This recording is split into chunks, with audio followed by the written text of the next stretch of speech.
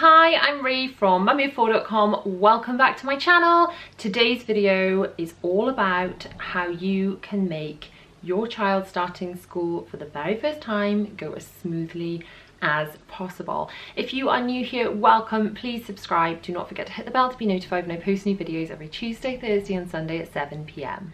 My first tip for before your child starts school is to label everything. I don't think you realise how hard your child is going to try to lose everything that they own in school. You may buy them 5 cardigans. They will not come home with 5 cardigans. They will leave as many cardigans as possible in school, and if they are not labelled, you've not got a hope of seeing those ever again. I like the My Name Tag stickers because I personally find them the absolute easiest way to label everything. If you put them in the care label of clothing, they are machine washable within 24 hours. And if you stick them onto kind of plastic surfaces like lunch boxes, then they are dishwasher safe within 24 hours, which is amazing. So it's a really quick way to label your children's things. I would also recommend, if you're putting your child's name on there, to put your phone number on there too, because it just gives one more way for someone to return something to you, and it's just slightly more likely to see the things that you've bought again.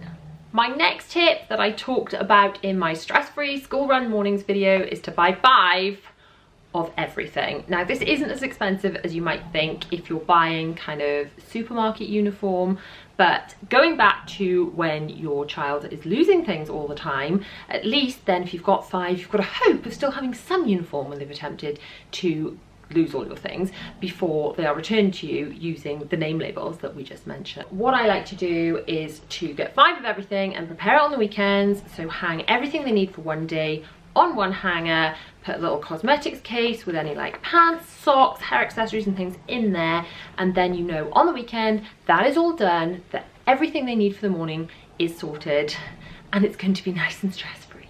My next tip is to prepare your child's uniform by trying everything on them before the big day. Now, something like a scratchy label can really upset a child, so make sure you've tried everything on, nothing's uncomfortable, everything's fitting properly. If there are any little pull-in bits on the trousers that need to make their waist fit properly, then all that is done and sorted before the day. Also then they're used to it, they're used to the uniform, it's not some horrible scary new thing that they've got to do and they've got to put on. So yeah, try it on, take pictures of them beforehand and just get them accustomed to it and make sure they're happy so it's not a big shock on day one. My next tip is to help your child know what to expect. So this can be in the form of arranging a visit to the school beforehand, by looking at photos on the school's website, by just talking about it as much as possible, by perhaps having play dates with anyone you know that will be in their class, by watching programs on TV. There's things on CBeebies about starting school, there's videos on YouTube, just watching videos of children in school to explain to them what it's all about. Now, a bonus tip, because there was a playgroup in my daughter Bella's school in the classroom that she was going to be starting nursery in, which was fantastic because it got her used to the room and the teacher, and she knew where the toilets were. I thought, great, she's going to ace this. But I had failed to mention, because in the playgroup I stayed with her, that I would be leaving her there.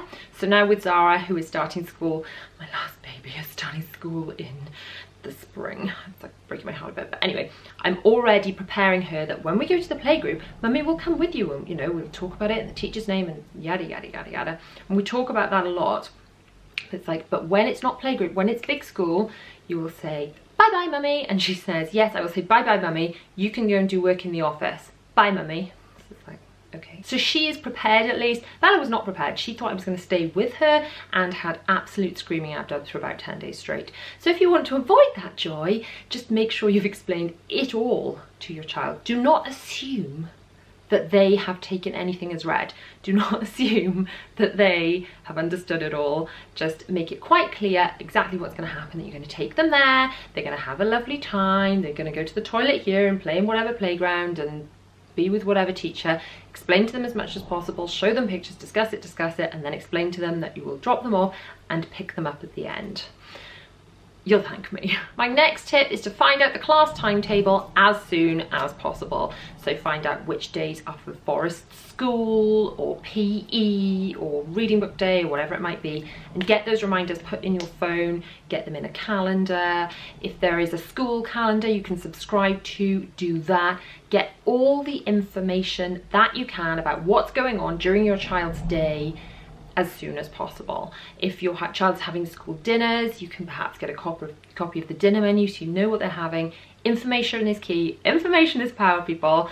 So make sure that you're totally clued up as soon as possible. My next tip is to keep all your important documents safe digitally. So I use an app called Evernote on my phone where I quite simply take a photo, so if it's a school trip letter or any information that I need to find and keep for a future date, I take a photograph of that letter or document, and then I can destroy the paper version by, you know, recycling it, whatever, and then I have got that digitally on my phone. So maybe there's some information about a trip in 3 weeks time. I don't want loads of clutter and paper hanging around my house, so I get rid of the paper version, and then the couple of days before the trip I can find out all the information on my phone. I can also send it out to other people that need it, but it's there, it's searchable, it's easy, and it's a lifesaver. My next tip is to store the school's phone number in your phone. Get it programmed in. So if you need to phone because you are running late, or because your child is ill, or because you need to ask a question, whatever it may be, you've got the number.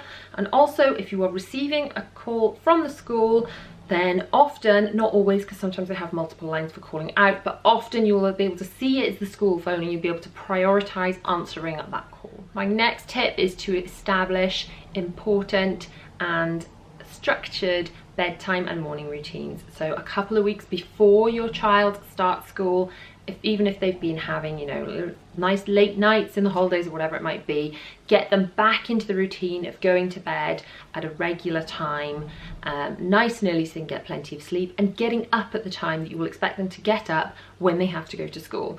There is nothing more shocking, and we know this as adults, than suddenly having to go to bed early and suddenly having to wake up early. It's no fun, no one wants to do it, so ease them in gently, perhaps by sort of wiggling bedtime, you know, back into the position you want it to be in. If they've been having late nights, just, you know, bring it back a little bit each night until it's where you want it to be, and get them waking up a little earlier each morning until the last week or so before school, they're waking up at the same time, so that when it comes round to school time, they're kind of used to getting up that time and they're nice and fresh. My next tip is to put spare clothes in your child's school bag. Now, even if your child has been dry and not had accidents for absolutely ages, it is really common and nothing to worry about that they suddenly have an accident in school. It's a very common story if you talk to all the teachers. So it's just because the toilets are, you know, in a bit of a different place or whatever. Anyway, and even if they don't have an accident to do with, you know, the toilet, chances are they'll get soaked on the water table or fall in the mud or whatever it may be. So make sure you have packed a change of clothes in your child's bag. Make sure that you've included all of the bottom half and potentially a top half as well. It is worth having, especially if you've got kind of spare clothing that you've been given, to pack a full change of clothes, including pants and socks, for just in case they have an accident.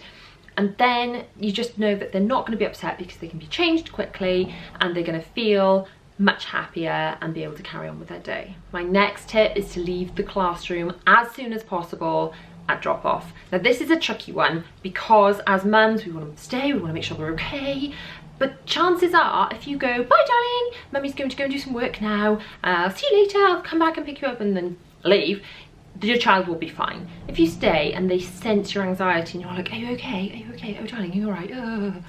They're not going to be alright. So teachers are very experienced in taking care of children with kind of separation anxiety. If they are a teacher in a nursery class, they are going to be used to new children starting and not being used to being in school, and they are experts at dealing with this.